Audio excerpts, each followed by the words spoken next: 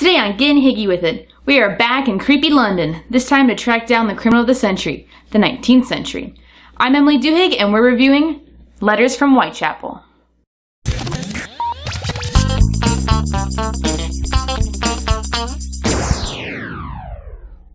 Letters from Whitechapel is a cooperative deductive board game for 2 to 6 people. One player plays as Jack the Ripper, while the remaining players make up the police detectives who will be chasing Jack through the streets and alleys of Whitechapel before he claims 5 victims. To begin, whoever is playing as Jack secretly selects his hideout from the 195 numbered locations on the 1888 Whitechapel district map. This number is recorded at the top of Jack's move track sheet. This is the location he will have to get back to undiscovered after every night's misdeeds. Jack the Ripper, the policeman, and the victims, known as the Wretched, move along the dotted lines which represent the streets of Whitechapel. Jack moves along the numbered circles while the police move by way of the black squares or crossings. The gameplay in Letters from Whitechapel is done in 2 phases, Hell and Hunting. At the start of the Hell phase, Jack collects the special movement tokens for this night. These are usually different numbers of Coach and Alley tokens.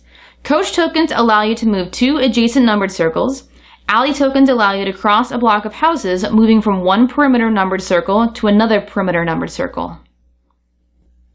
During each night's turn, Jack places up to 8 victim tokens on 8 red numbered spaces. Of these, only 5 are actually marked with a red dot, and the remaining are fake to confuse the police detectives. They should remain a secret only to Jack.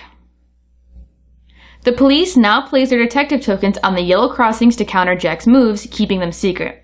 They have 7 tokens with their detective's color on the hidden side. 2 of the 7 tokens are fake to confuse Jack. The victim tokens are now turned face up. Those marked with red are replaced with wretched pawns. The time of the crime token is placed on the yellow Roman numeral 1 of the move track. Jack can choose to kill his victims immediately or wait up to 4 spaces on the time of the crime tracker, giving him more time to get back to his hideout. This also gives the detectives more time to maneuver the wretched pawns. Once Jack decides to kill, the number of the circle of the victim is recorded on the sheet at the time that is marked by the time of the crime marker. Jack also puts a crime scene marker on the same spot on the game board. Jack's goal is to now get back to his hideout without the detectives catching him. He's allowed to move 1 space per turn unless he decides to use a special movement token like the carriage or alley.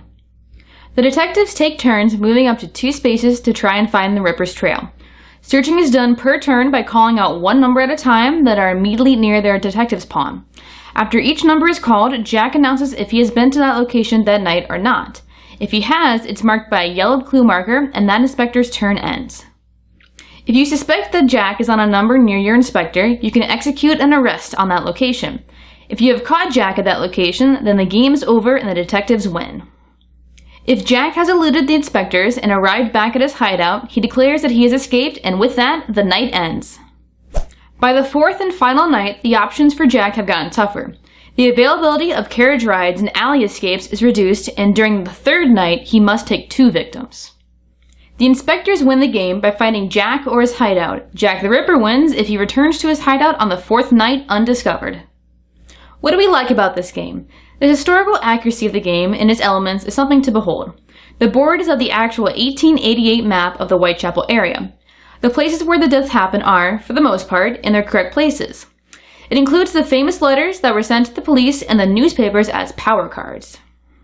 The tension while watching the other players looking for you crossing your path and investigating where you have been is thrilling, but it also has everybody wanting to play as Jack. What don't we like about this game? We found the historically accurate dark theme really interesting, but it's also something that will turn off a lot of people. This is probably not a good game for younger players. Also, everybody wants to be Jack and can find it a little frustrating to be an inspector. On our board flip meter, getting through Jack's role and the role of the Bobbies takes a little more time than normal, but it's well worth it. Once you know the sequence of events that have to happen every night, the gameplay is pretty straightforward. Letters from Whitechapel sits in the number 7 spot on our top 10 list. There's a really fun game on the other side of this very dark story. As usual, like, subscribe, favorite, the whole shebang. Thanks for watching, I'm Emily Duhigg, and until next time, get higgy with Letters from Whitechapel. What's your favorite stealth game? Is Whitechapel your favorite, or do you like Scotland Yard, Spectre Ops, or Fury of Dracula? Let us know in the comments down below.